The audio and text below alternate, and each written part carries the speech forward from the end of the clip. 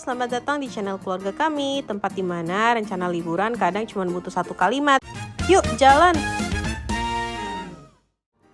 Di video sebelumnya, kami mengajak kamu merasakan serunya glamping dengan pemandangan yang indah, pemandangan kelas dunia, yaitu Seroja Hills di Wonosobo. Selain itu, kami juga mengajak kamu untuk melihat aktivitas kids friendly di Wonosobo, yaitu keliling naik perahu di Telaga Menjer. Perjalanan kami berlanjut ke Yogyakarta nih, makan sate viral di Jogja, dan nginep di salah satu villa private pool yang vibes-nya mirip banget kayak lagi di Bali. Jangan lupa untuk menonton sampai akhir ya, karena aku akan kasih lihat keseruan liburan mendadak tanpa rencana. Halo semuanya, terima kasih udah nonton video kita yang part ketiga ini, dimana kita udah mau menuju Yogyakarta. Jadi setelah di Wonosobo ya, kita selama 2 hari 1 malam. Hari keduanya kita langsung on the way to Jogja. Nah inilah penampakan anak-anak ya, lagi anteng main di belakang. Nah di Jogja tuh sebenarnya kita belum tahu sih mau ngapain, tapi yang pasti kita mau makan makanan yang selalu kita makan pokoknya ya di Yogyakarta, yaitu sate-satean yang terkenal di Yogyakarta. Nah sebelumnya kalau teman-teman tahu ya, sate yang terkenal di Jogja itu sate Klatak ya, tapi belakangan ini tuh beberapa tahun belakangan ini ada sate yang lagi viral banget namanya Sate Ratu. Nah kita itu dari Wonosobo mau menuju langsung ke Sate Ratu.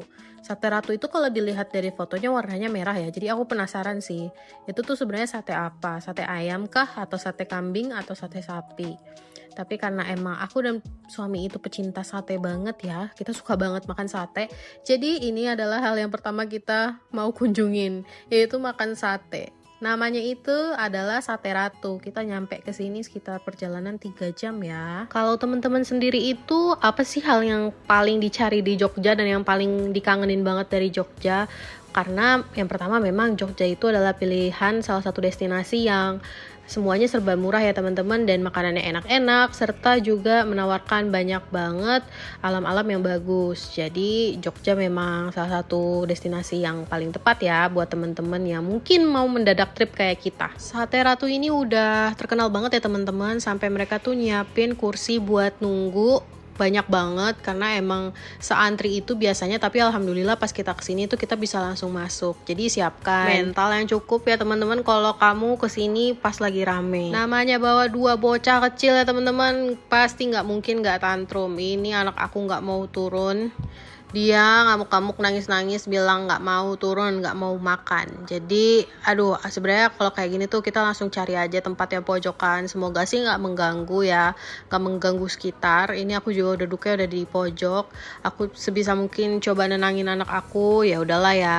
pet adalah teman anak yang paling tepat ya, apalagi untuk traveling. Ya udahlah, kita nggak mesti idealis banget, kasih aja dia pet supaya dia tenang. Ini meskipun aku duduk di pojok tetap berasa ada angin dan nggak gitu ngerasa panas karena banyak banget kipas ya teman-teman, dan di sini juga ruangannya terbuka, jadi aku sama anak-anak nggak ngerasa panas.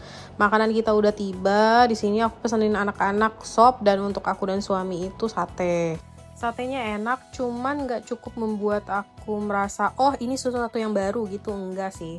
Sebenarnya ini seperti kayak sate bakar pakai sambal yang manis gitu. Jadi kalau misalnya kita pesan makanan Thailand kan ada saus manis yang warna merah gitu ya. Intinya rasa sate ini tuh dominan manis, cuman ada hint pedesnya, cuman ya nggak begitu wow ya seperti sate Klatak. Jadi kalau aku sama suami pribadi lebih suka sate Klatak sih teman-teman.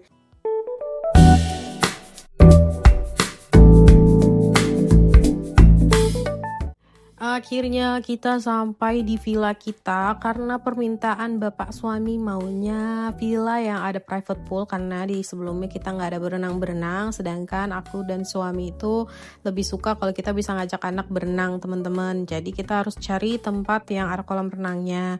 Hotel ataupun villa private pool, suami lebih suka villa yang ada private pool gini sih teman-teman. Nah ini tuh lokasinya 20 menit dari pusat Malioboro ya, pusat kota Malioboro. Jadi memang agak jauh sedikit, cuman nggak apa-apa karena memang villanya tuh bagus, dan aku sama suami itu nggak terpatok harus deket ke sana kemari. Kita tuh kayak emang suka ya udah jalan aja gitu. Jadi meskipun agak jauh kita nggak masalah sih. Apakah kalian juga tipikal traveler seperti itu teman-teman, atau harus yang apa-apa tuh deket sama pusat kota yang pengen dikunjungin? Villa ini namanya La Villas Jogja ya teman-teman. Dia mirip banget vibes-nya kayak lagi di Ubud, Bali. Sebelumnya kalau kita ke Kintamani, sekarang ibaratnya kita ke Seminyak atau ke Ubud. Karena villa-villa kayak gini tuh biasanya kan adanya di Bali ya.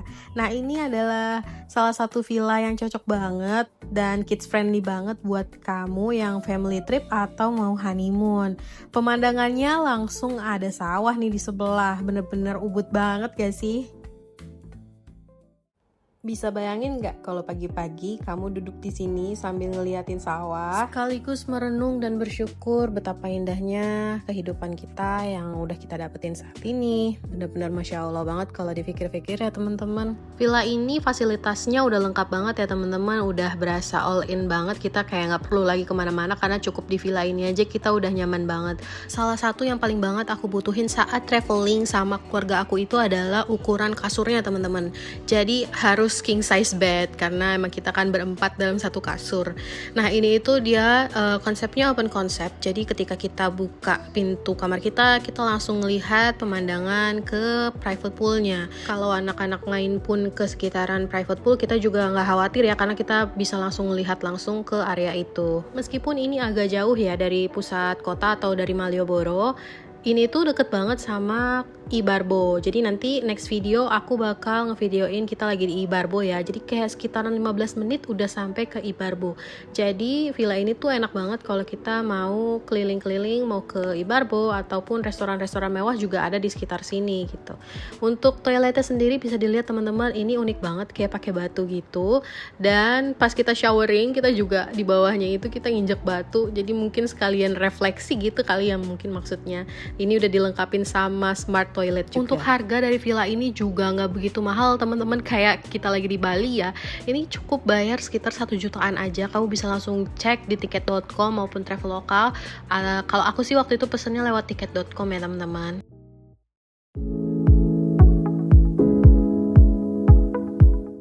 Tadi pas kita sampai villa, anak-anak langsung berenang dan udah istirahat juga sore tadi.